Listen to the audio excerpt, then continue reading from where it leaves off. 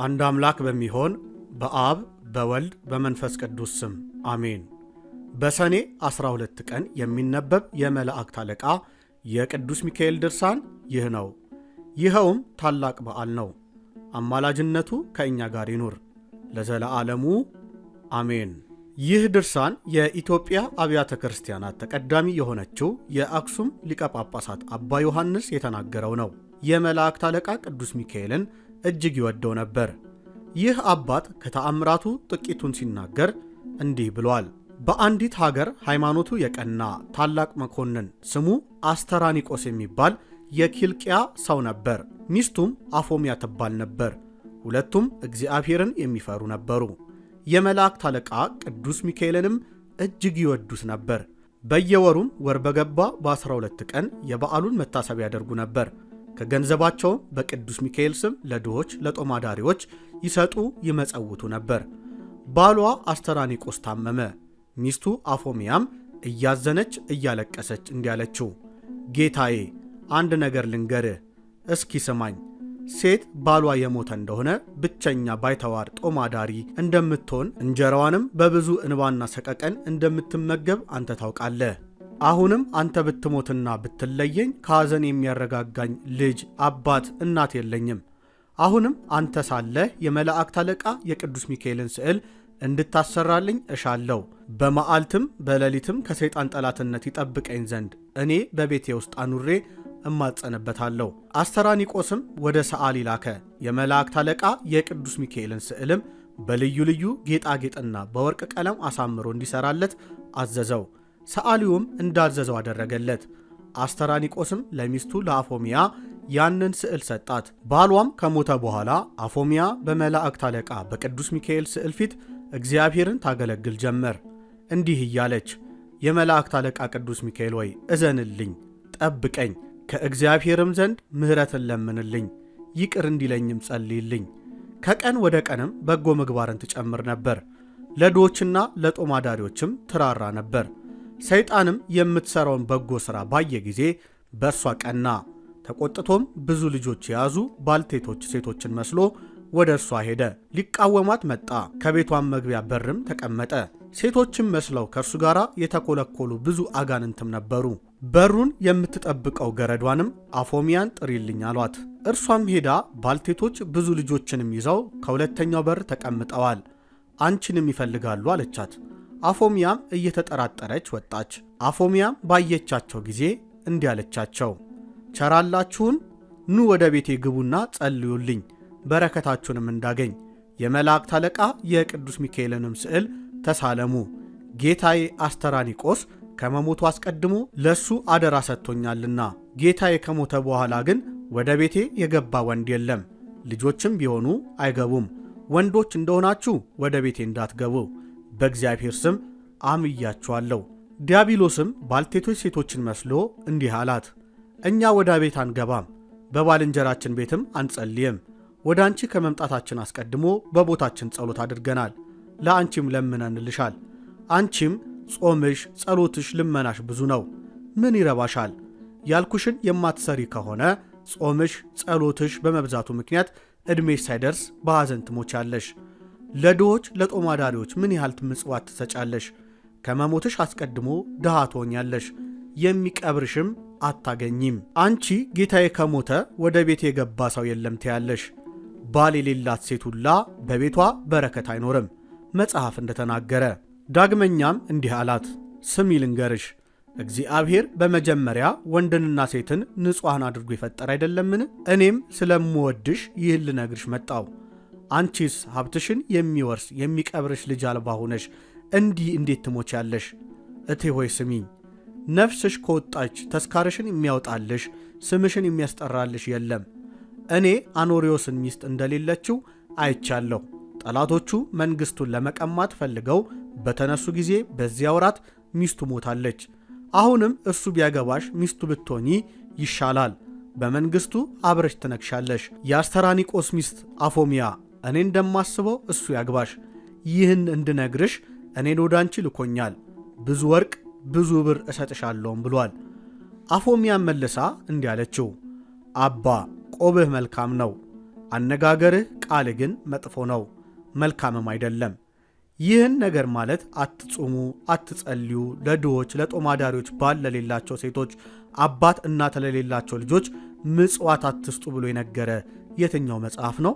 ደግሞስ ይህን ማለት ሴት ለሁለት ወንዶች ሚስት ትሁን፣ ወንድም ሁለት ሚስት ያግባ ብሎ ምን መጽሐፍ ነገረ? ይህን ሕግ የሠራ አንተ ነህን? ወይስ የነገረ ሌላ ሰው አለ?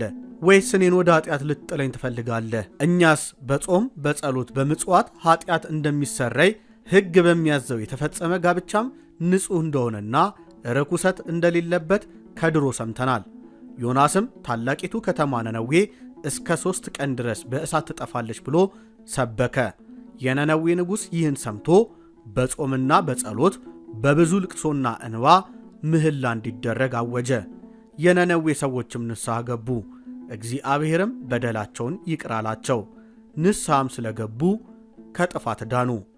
ኢዩኤል እንዲህ ብሏል።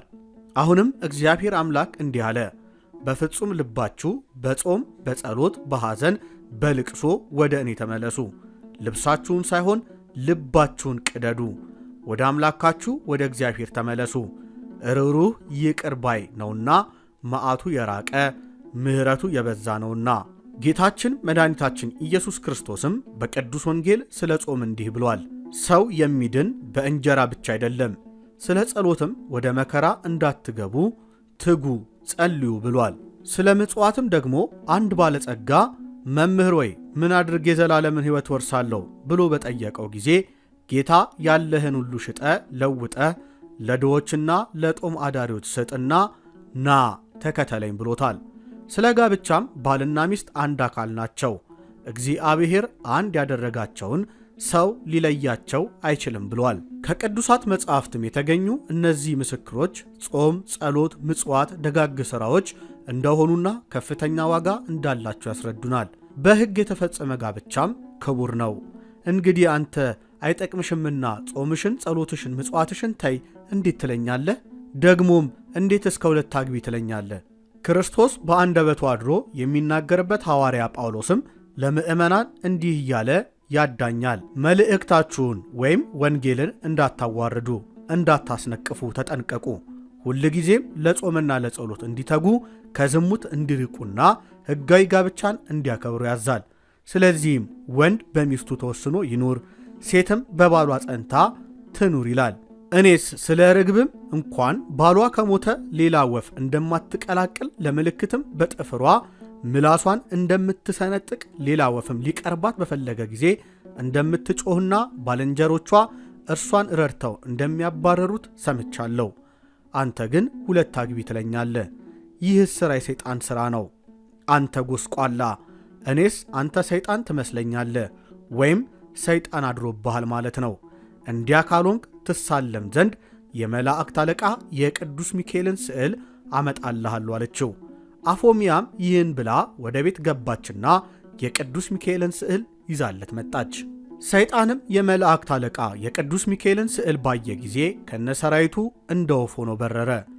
መለስ ብሎም አፎሚያን ተናገራት፣ እንዲህም አላት፣ ላስትሽ በነገሬም ላጠምድሽ ወደ አንቺ መጥቼ ነበር። አንቺ ግን አሸነፍሽኝ፣ አመለጥሽኝ።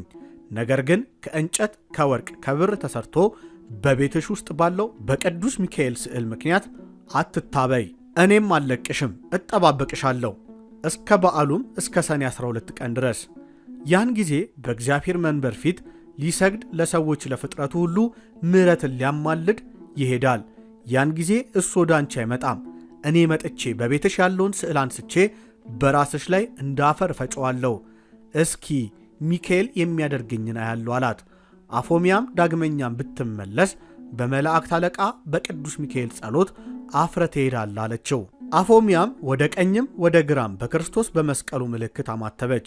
ያን ጊዜም ሰይጣን አፈረና ወደ ኋላው ተመለሰ። አፎሚያም ለድሆችና ለጦም አዳሪዎች በመራራት በመመጽወት በጾም በጸሎት በጎ ሥራን እየጨመረች ሄደች። ከዚህ በኋላ በሦስተኛው ወር በሰኔ በ12 ቀን የቅዱስ ሚካኤል በዓል ዕለት ሲደርስ ዲያብሎስ እንደገና በአስኬማ መላእክትን ተመስሎ በሌሊት መጣ። ጳውሎስ ራሱን ሰይጣን የብርሃን መልአክ መስሎ ይመጣል እንዳለ በእጁም የያዘው በትር የወርቅ ነበር። በዚያም በትር ላይ የመስቀል ምልክትና አምሳል አልነበረበትም። ከቤቷ ገብቶ እንዲህ አላት፣ አፎምያ ሆይ ቸራለሽን? ዕጣንሽ፣ ጸሎትሽ፣ በጎ ሥራሽ ወደ እግዚአብሔር ዙፋን ፊት ደረሰ። ፍጹም ደስ ይበልሽ። ስለ ሥራሽ ባለ ዘመንሽ ሁሉ እጠብቅሽ ዘንድ እግዚአብሔር ወደ አንቺ ላከኝ አላት። አፎምያም አንተ ማነ? ስምህስ ማን ነው አለችው። የመላእክት አለቃ ሚካኤል እኔ ነኝ። ሚካኤል በዚያች ቀን ማለትም በሰኔ 12 ቀን በበዓሉ ዕለት ወደ አንቺ አይመጣም። እርሱ ስለ ሰውና ስለ እንስሳ ምሕረትን ይለምን ዘንድ በእግዚአብሔር ዙፋን ፊት ሊሰግድ ይሄዳልና ብሎ ዲያብሎስ ሲናገርሽ ሰምቻለሁ። ስለዚህም ዲያብሎስ እንዳይበረታብሽ አንቺን ለመርዳት ከሰማይ ወረድኩ። አሁንም ለእኔ ልትሰግጂ ይገባሻል። መላእክቶቼን በሰማይ ትቼ አድንሽ ዘንድ ወደ አንቺ ወርጃለሁና አላት። አፎምያም አንተ ሚካኤል ከሆንክ በእኔ ቤት እንዳለ እንደ ሚካኤል ስዕል አምሳል ምልክት ያለበት በትርህ ወዴት አለ አለችው። ዲያብሎስም እንዲህ አይደለም፣ በእኛ በመላእክት ዘንድ እንዲህ ያለ ምልክት የለም አላት።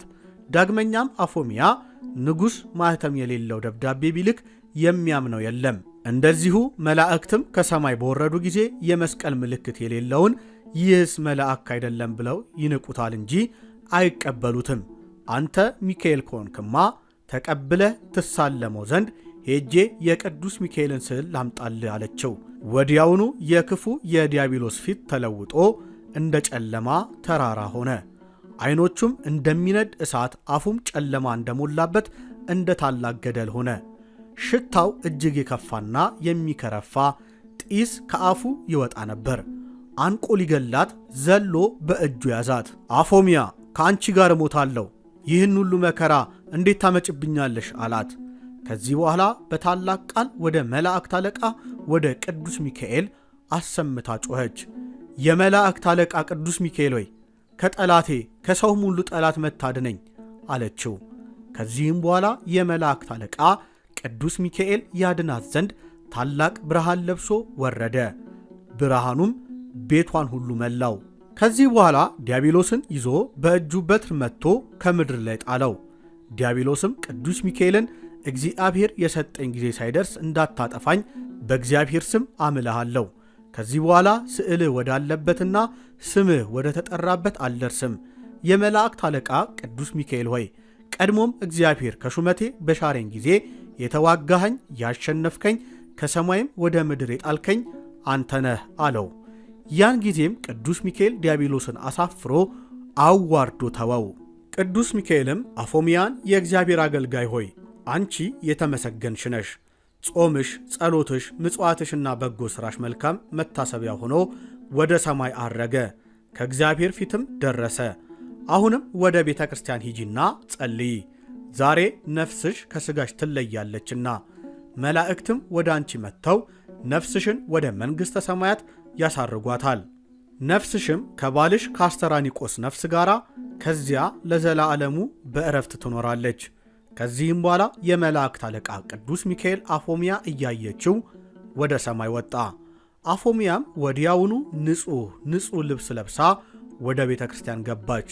የክርስቶስን ቅዱስ ሥጋውን ክቡር ደሙን ተቀበለች። ጳጳሱንም ከእግሩ ስር ወድቃ ና ከቤቴ ገብተ ስለ እኔ ጸልይልኝ፣ ከካህናትና ከዲያቆናት እዚህ በቤተ ክርስቲያን ካሉትም ሁሉ ጋር ቤቴን ባርክልኝ ብላ ለመነችው። ልጆቿንም ሂዱ ገንዘቤን ሁሉ አምጡ፣ ድሆችንም ጦም አዳሪዎችንም በአደባባይ ያገኛችሁትን ሁሉ ጥሩ አለቻቸው። ጳጳሱም ከካህናትና ከቀሳውስት ከዲያቆናትና ከእሱ ጋር ካሉት ጋር ሁሉ መጥቶ ወደ ቤቷ ገባ። በቤቷ ያለውን ሁሉንም ለድሆችና ለጦም አዳሪዎች በጳጳሱ እጅ ሰጠች። በሰላም ወደ ቤታችሁ ግቡ ብላ አሰናበተቻቸው። ጳጳሱንም ካህናቱንም ዲያቆናቱንም ወደ ቤቷ ገባቻቸው። ጳጳሱን በወርቅ ወንበር፣ ካህናቱን በብር ወንበር በግራ በቀኙ ማስቀመጠቻቸው። ለጳጳሱ በወንበሩ ስር ያማረ ልብስ አነጠፈች። ከዚህ በኋላ በመካከላቸው ቆማ እጇን ወደ ሰማይ ዘርግታ ወደ እግዚአብሔር ጸለየች። ጳጳሱንም ልብሷን ከምድር ላይ ዘርግታ በላዩ ላይ ተኝታ አባቴ የንስሐ ጸሎት ስጠኝ አለችው። ጳጳሱንም የተረፈው ገንዘቤ ሁሉ ለአንተ ይሁን፣ ድሆችንና ጦም አዳሪዎችን እንድትረዳበት ስሜንና የባሌን የአስተራኒቆስን ስም እንድታስብበት አለችው። ያን ጊዜም የቅዱስ ሚካኤልን ስዕል ስጡኝ አለች። አመጡላት። ተሳልማ ከፊቷ ላይ ያደረገችው። ከዚህ በኋላ ይህ ስዕል ከፊቷ ላይ እንደ አሞራ በሮ ከመላእክት አለቃ ከቅዱስ ሚካኤል ቤተ ክርስቲያን ውስጥ ገባ። ያለ ገመድ ከቤተ መቅደሱ መካከልም ተንጠለጠለ። ከዚህም በኋላ ለመለመ፣ ቅጠልም አወጣ፣ በጎ ፍሬም አፈራ። ደረቂቱ የአሮን በትር እንደለመለመች፣ እንዳበበች፣ እንዳፈራች እንዲሁም አስደናቂ የእግዚአብሔር ሥራ በዚህ ስዕል ላይ ተገለጠ። በዚያ ሀገርም ታላቅ ደስታ ተደረገ። የታመሙ ርኩሳን አጋንንት ያደሩባቸውም ሁሉ ይህን ቅጠል እየቆረጡ ወስደው ይታጠቡ ነበር። ለሀገሩ ሁሉ ድህነት ወይም መድኃኒት ይሆናቸው ነበር። በዚያ ሀገርም በመላእክት አለቃ በቅዱስ ሚካኤል ስም ታላቅና ድንቅ ተአምራት ተደረገ።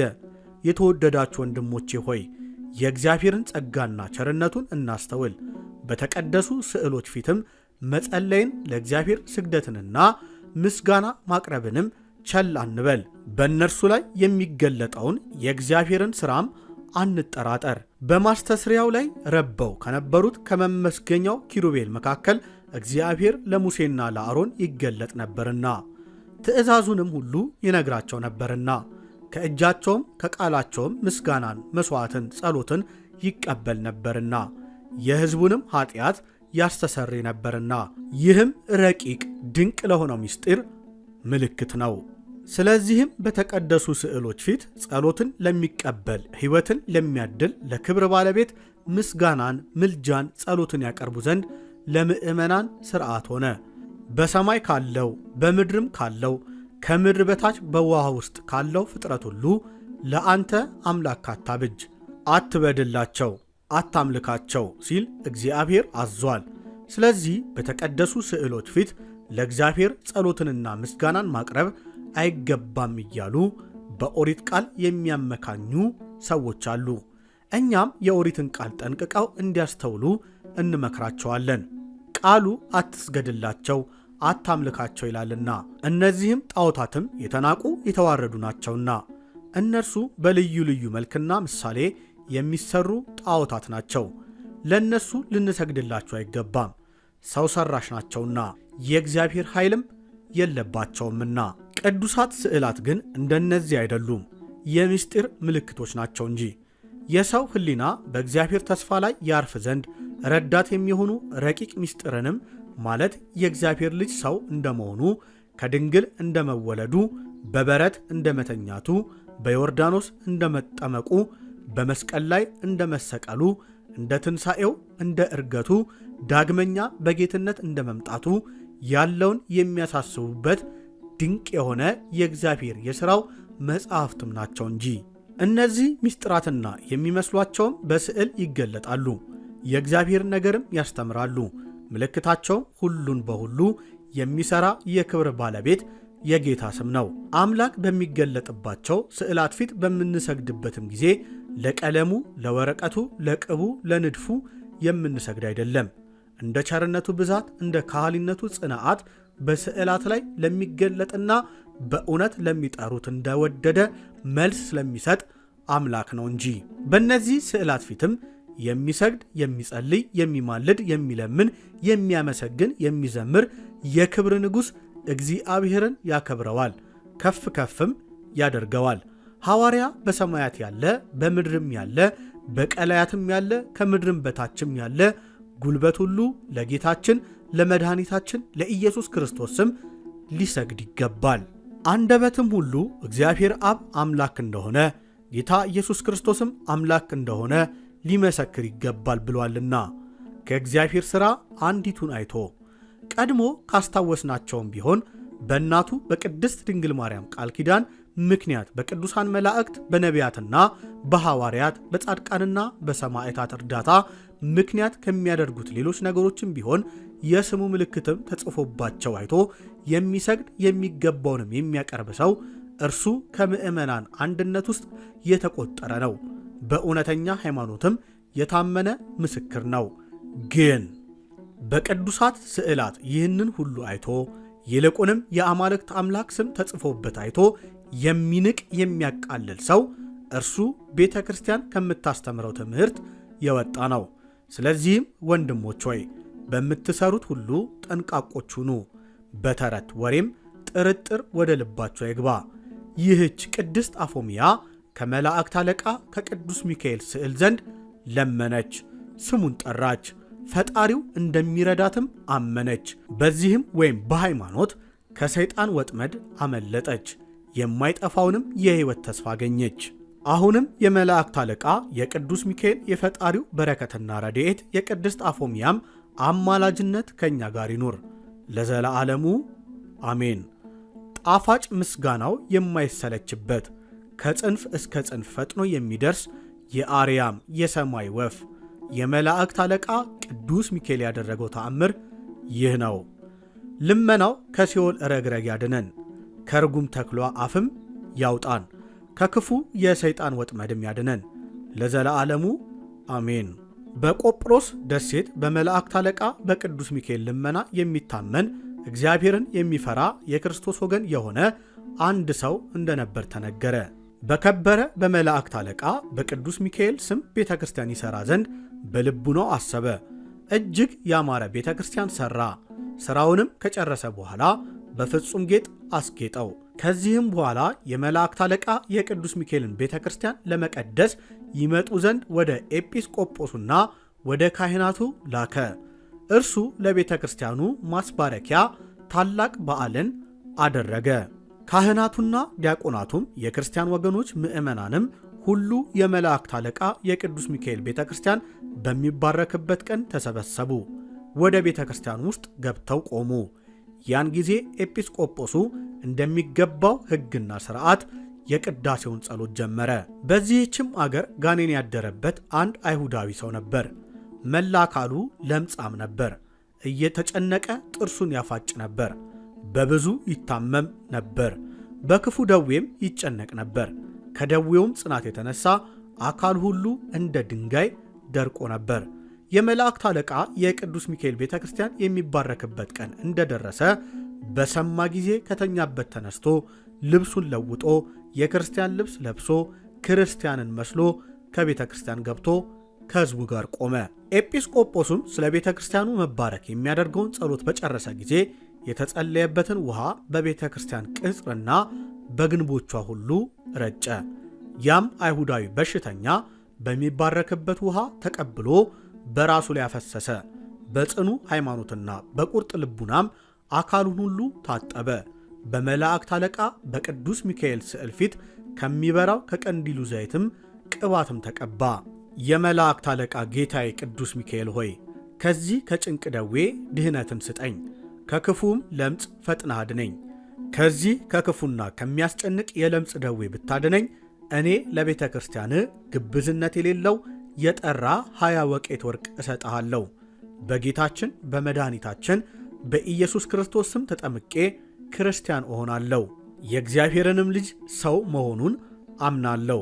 ስለ አዳምና ስለ ሔዋን ስለ ልጆቹም ሰው ሆኖ ከዳዊት ወገን እንደተወለደ እንዲህ በቀናች ሃይማኖት አምናለሁ።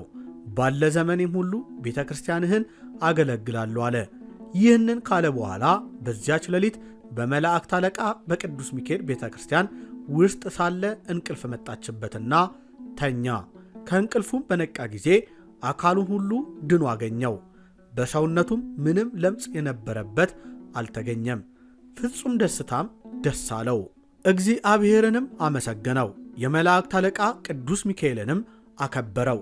ከደዌው ስለተፈወሰና ጤንነትን ስላገኘ ያ ቀድሞ ያስጨንቀው የነበረው ጋኔንም ከሱ ወጣ፣ ከለምጹም ዳነ። በሰውነቱ ላይም ምን አልተቀረም። ያም አይሁዳዊ ከዚህ ጭንቅ ደዌ በዳነ ጊዜ ለመላእክት አለቃ ለቅዱስ ሚካኤል ቤተ ክርስቲያን የተሳለውን ስለት ንጹሕ ጽሩይ የሆነ 20 ወቄት ወርቅ ሰጠ። ያን ጊዜ ፈጥኖ ተነስቶ ወደ ኤጲስቆጶሱ ሄደ። የመላእክት አለቃ ቅዱስ ሚካኤል ያደረገለትን ድንቅ ተአምር ሁሉ ነገረው። ካደረበት ጋኔንና ከለምጹ እንደዳነ ነገረው። ከምድር ላይም ወድቆ እንግዲህስ ክርስቲያን እንደሆን አጥምቀኝ፣ ከክርስቲያን ማኅበርም ጨምረኝ ብሎ ኤጲስቆጶሱን ለመነው። ኤጲስቆጶሱም ያንኑ ጊዜ እሺ ብሎ ከቤተሰቡና ከዘመዶቹ ሁሉ ጋር አጠመቀው። ያም ሰው በቀናች ሃይማኖት ለቅዱስ ሚካኤል ቤተ ክርስቲያን እያገለገለ በፍጹም ጥንቃቄ ኖረ። የመላእክት አለቃ ቅዱስ ሚካኤል ያደረገለትንም ተአምራት እየተናገረ ቀድሞ ከነበረበት ጨለማ ወይም ድንቁርና እንዳበራለት፣ በጨለማ በሞት ጥላ የሚኖሩ ሰዎች ደገኛውን ብርሃን አዩ፣ በጨለማም ለሚኖሩ ሰዎች ደገኛው ብርሃን ወጣላቸው ብሎ ነቢዩ እንደተናገረ፣ እንደዚሁም የኃጢአት ደዌ እያመመው የጨለማ ጋኔን እያሰቃየው መከራ እየጸናበት በጨለማ ለነበረ ለዚህ አይሁዳዊ በመላእክት አለቃ በቅዱስ ሚካኤል አማላጅነት የሚያድን የክርስቶስ ብርሃን በራለት። ከቀድሞም ደዌ ያዳነው፣ ከክህደትም ወደ ቀናች ሃይማኖት መለሰው። አይነ ልቡናውን ከእውርነት አበራለት።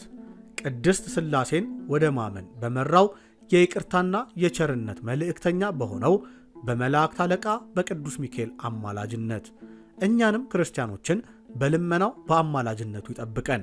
በከንቱም እንዳንጠፋ ከሰይጣን ወጥመድ ያድነን። ከሰራዊቱ ሁሉ ጋር በየቀኑ ይታደገን። የረድኤቱ ሰይፍ ከእኛ ይራቅ። ሰውን የሚያስቱ የሳጥናኤል ወገኖች ሁሉ ከእኛ እንዲርቁ፣ ምልአቱ የማይጎል ሐሰትን የሚወልዱ ክፋትን ቅሚያን የተመሉ የክፋት ባህር የቀላይ ጥልቅ ናቸው። እኒህ እንዳያጠምዱን በክንፉ ጥላ ረድኤት ይሰውረን። በቸርነቱም መጋረጃ ይሰውረን ዘንድ እኛን ለመጎብኘት ይምጣ። ከቀድሞ ጀምሮ ቂም የሌለበት ምሕረትን የሚለምን ነውና የጥምቀት ልጆች ሁላችንን በአማላጅነቱ ይጠብቀን፣ በልመናው ያድነን ለዘላለሙ አሜን። አንድ አምላክ በሚሆኑ በአብ በወልድ በመንፈስ ቅዱስ ስም አሜን። በዚህች በሰኔ 12 ቀን የመላእክት አለቃ የከበረ መልአክ የቅዱስ ሚካኤል በዓል ያከብራሉ። አማላጅነቱ ከእኛ ጋር ይኑር ለዘላለሙ አሜን።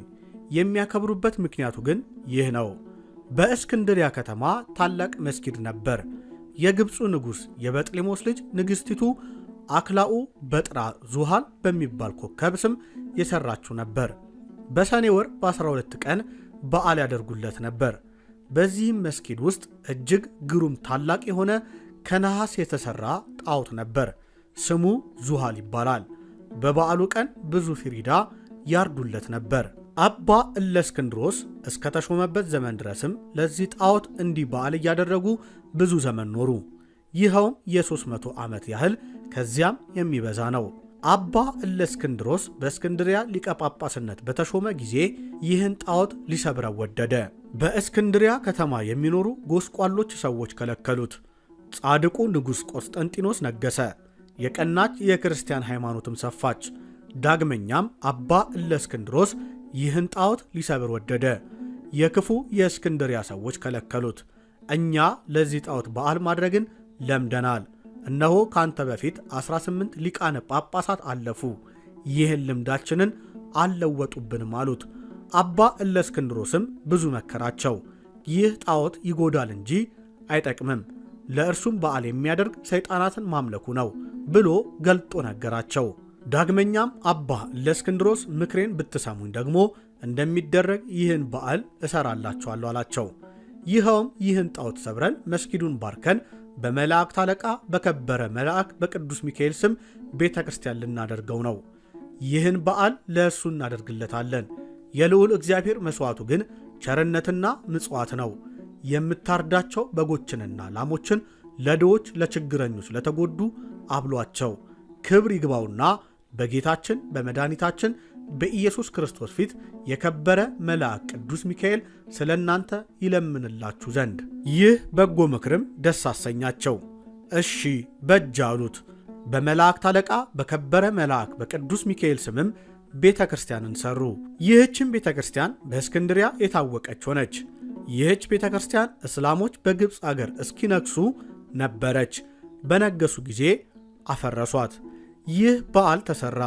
የሀገሩን ሰዎች ሁሉ እስከዚች ቀን ድረስ የመላእክት አለቃ የከበረ መልአክ የቅዱስ ሚካኤልን በዓል ያደርጉ ነበር። ከነዚህም እግዚአብሔርን የሚፈራ አንድ ሰው ነበር።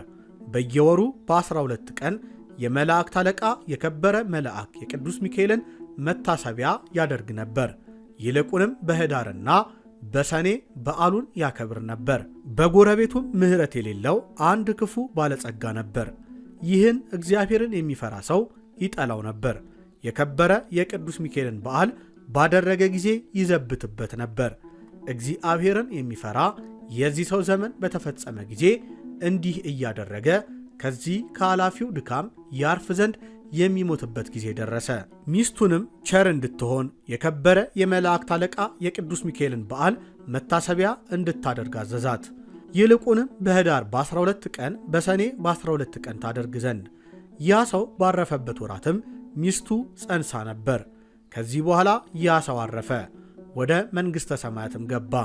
ከዚህም በኋላ ሚስቱ ለመውለድ ደርሳ ምጥ ያዛት፣ መከራውም ጸናባት።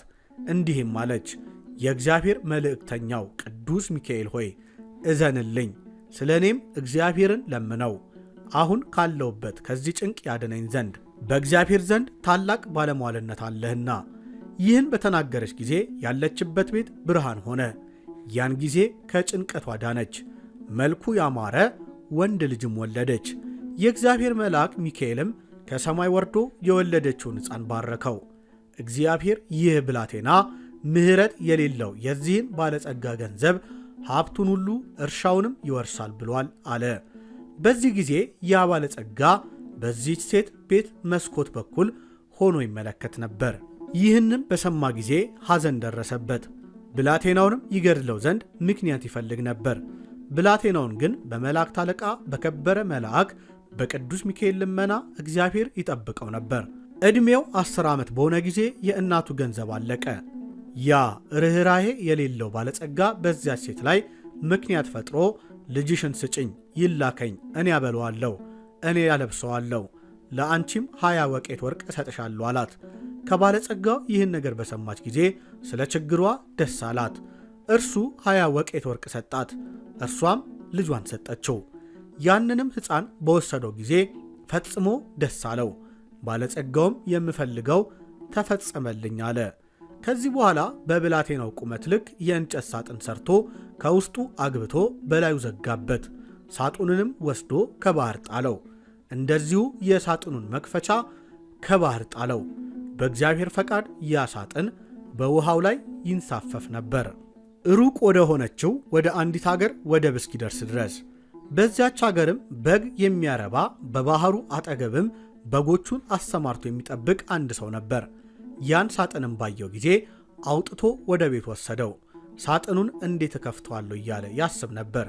ይህን ሲያስብ እግዚአብሔር በልቡናው ወደ ባህር ይሄድ ዘንድ አሳብ አሳደረበት። ፈጥኖም ሄደ። አንድ ሰውም አሳ ሲያጠምድ አገኘ። በግ ጠባቂውም ባለወጥመዱን መረብህን በእኔ ስም ከባህር ጣለው፣ ለተያዘውም አሳ ዋጋውን እሰጥሃለሁ አለው።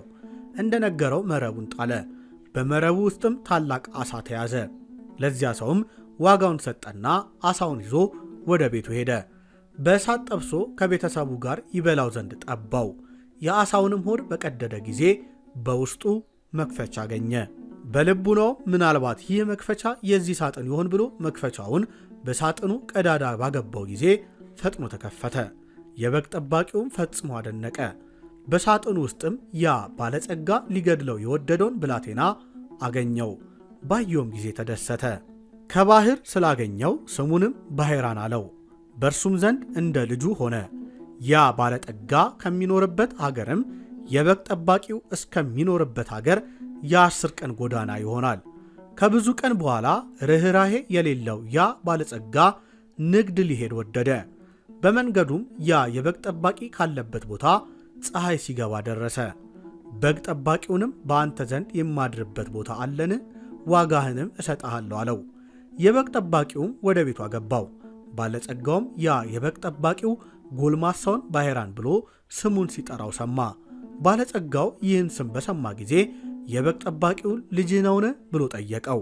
የበግ ጠባቂውም አዎን ልጄ ነው፣ ይህን ጎልማሳ ሕፃን ሳለ በሳጥን ውስጥ ከባህር ላይ አግኝቼ አንስቼ እንደ ልጄ አሳድጌዋለሁና ስለዚህም ስሙን ባሕራን አልኩት አለው። ባለጸጋውም ይህን ነገር በሰማ ጊዜ በልቡናው እጅግ አዘነ። ያ ልጅ እሱ ሊገድለው ወደ ባሕር የጣለው ብላቴና እንደሆነም አወቀ። በነጋውም ያ ባለጠጋ ሰይጣናዊ ምክንያት ፈጥሮ የበግ ጠባቂውን ይህን ብላቴና ከዚህ አገር ወደ ቤቴ ልላከው፣ ስጠኝ፣ እነሆ ለአንተም ዋጋህን 20 ወቄት ወርቅ እሰጥሃለሁ፣ በቤቴ አንድ ነገር ዘንግቻለሁና አለው። የበግ ጠባቂውም ስለ ገንዘቡ ደስ አለው። ብላቴናውንም ጠርቶ ልጄ ባሕራን ና ይህ የከበረ ሰው ወደ ቤቱ ስለ ሥራ ሊልክህ ነው፣ በደህና ትመለሳለህ አለው። አባቴ ሆይ እሺ ያዘዝከኝን አደርጋለሁ አለው። ያን ጊዜም ያ ባለጠጋ ደብዳቤ ጽፎ ወደ ሹሙ እንዲህ ብሎ ላከ። ይህች ደብዳቤ በተነበበች ጊዜ ያመጣትን ስሙ ባሕራን የተባለውን ሰው ገድለ ከጉድጓድ ጣለው። ይህንንም ማን አይወቅ። በዚህች ደብዳቤ ውስጥም በመካከላቸው ያለውን ምልክት ጽፎ ደብዳቤውን አትሞ ለባሕራን ሰጠው። ለመንገዱም ስንቅ ሰጠው። ባሕራንም ወደ ተላከበት ሀገር ሄደ። በጎዳና ሲሄድም በእርሱና በዚያች ሀገር መካከል የአንድ ቀን መንገድ እንደቀረው እነሆ የመላእክት አለቃ ክቡር መልአክ ቅዱስ ሚካኤል በንጉሥ መልእክተኛ አምሳል በፈረስ ላይ ሆኖ ወደ እርሱ መጥቶ እንዴት አደርክ? የት ትሄዳለህ? ምንስ ይዘሃል? አለው።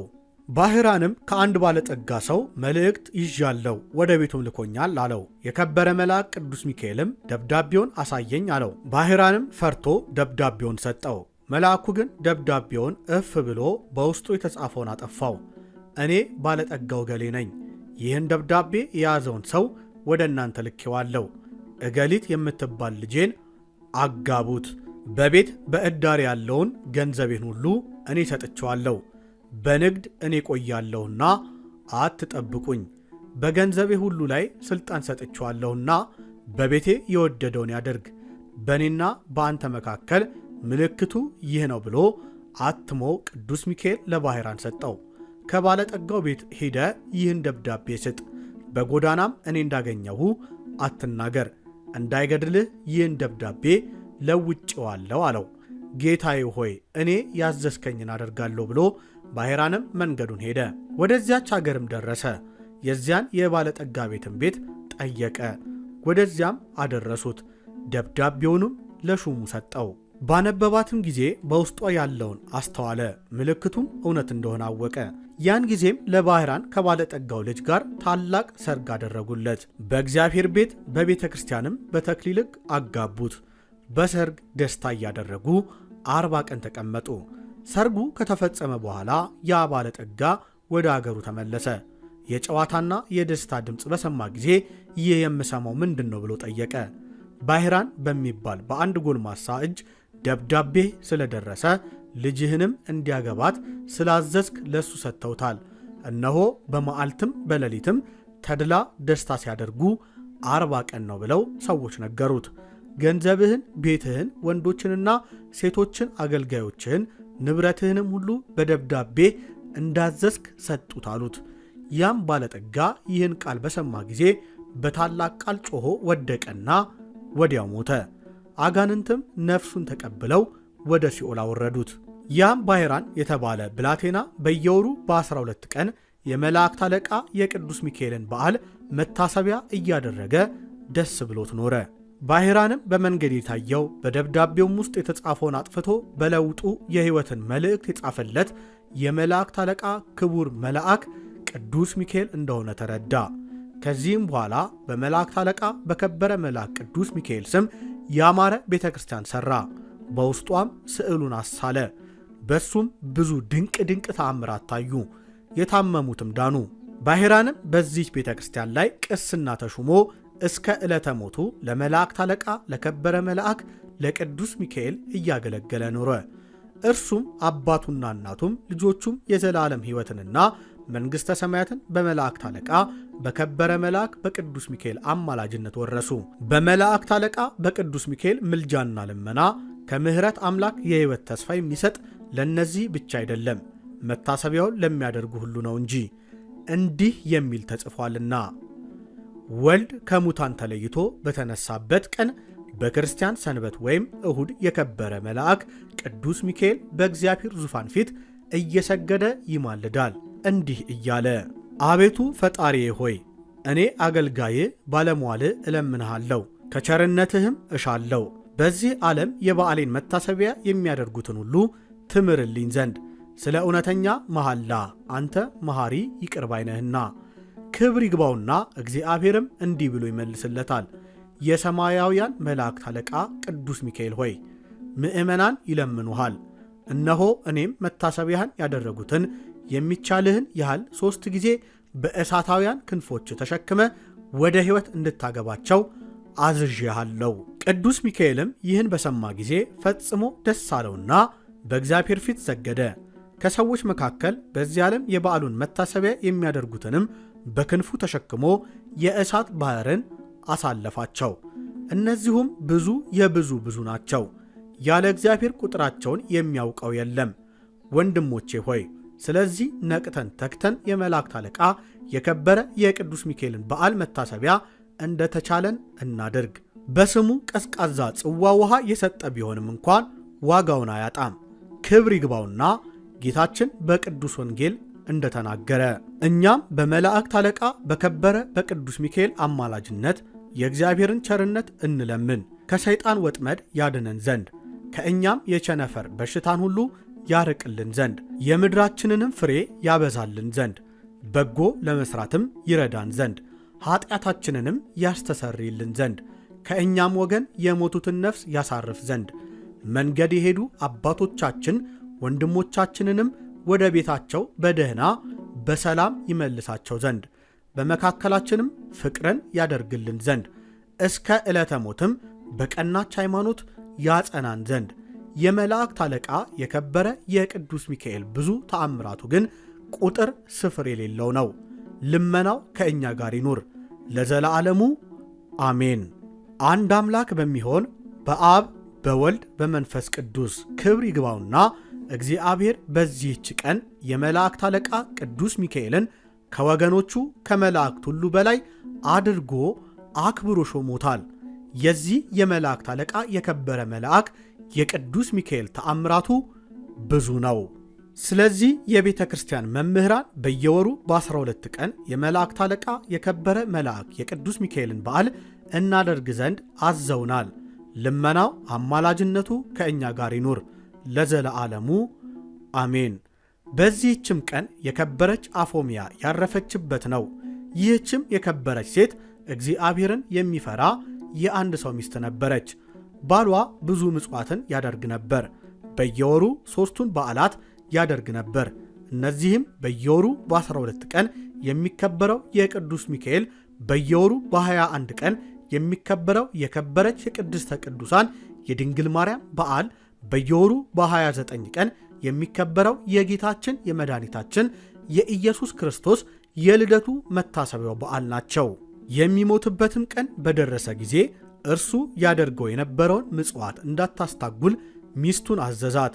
ይልቁንም እኒህን 3ቱን በዓላት ከቤቷም ልታኖረው የከበረ የቅዱስ ሚካኤልን ስዕል አስሎ ይሰጣት ዘንድ ባሏን ለመነችው።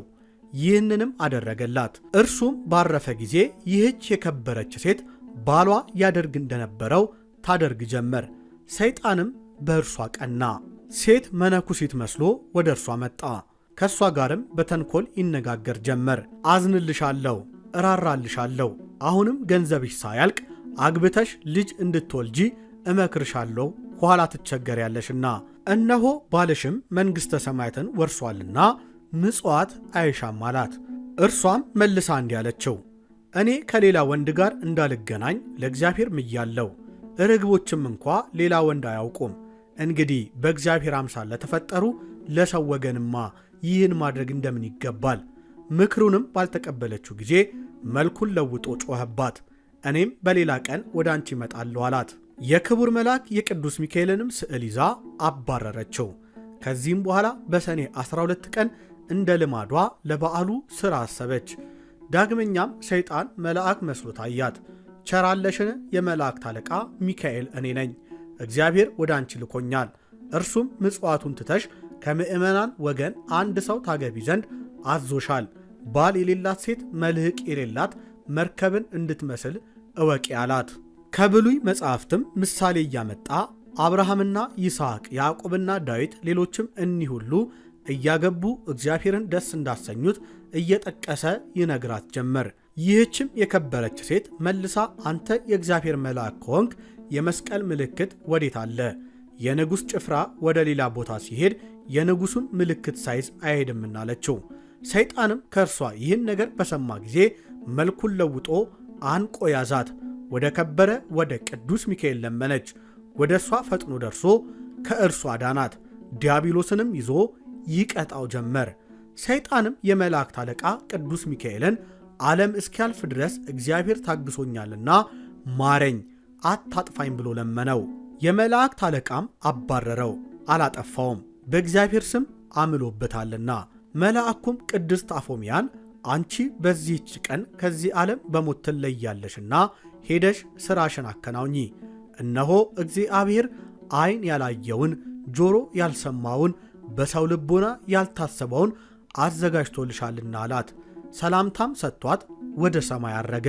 ከዚህም በኋላ እንደሚገባ የበዓሉን ሥራ ፈጸመች። ወደ ኤጲስቆጶሱና ወደ ካህናቱ ላከች። ወደ እርሷም መጡ። ለድሆች ለጦም አዳሪዎችም ይሰጡላት ዘንድ ገንዘቧን ሁሉ ሰጠቻቸው። ከዚህም በኋላ ቆማ ጸለየች። ተነስታ የከበረ መልአክ የቅዱስ ሚካኤልን ስዕልም አንስታ ከፊቷ ላይ አደረገችው። ከዚህ በኋላ በዚህች ቀን አረፈች።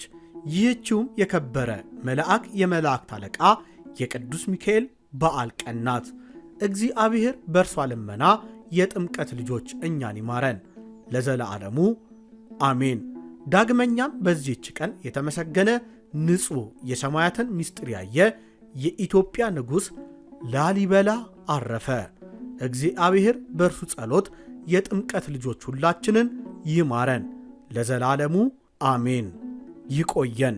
ወስብሐት ለእግዚአብሔር ወለወላዲቱ ድንግል ወለመስቀሉ ክቡር አሜን። የሰኔ ድርሳነ ሚካኤልን ሄላቲዩብ በዚህ መልኩ ይዞላችሁ ቀረበ። ታምራት አለማየሁ ነበርኩ። ሄላቲዩብን ሰብስክራይብ ማድረጎን አይዘንጉ። አገልግሎቱን ላይክ፣ ሼር፣ ኮመንት በማድረግ ይደግፉ ዘንድ ጋበዝናችሁ። ፈጣሪ ኢትዮጵያንና ሕዝቦቿን ይባርክ ዘንድ ምኞታችን ነው። ቸር ያገናኘን። ሄላቲዩብ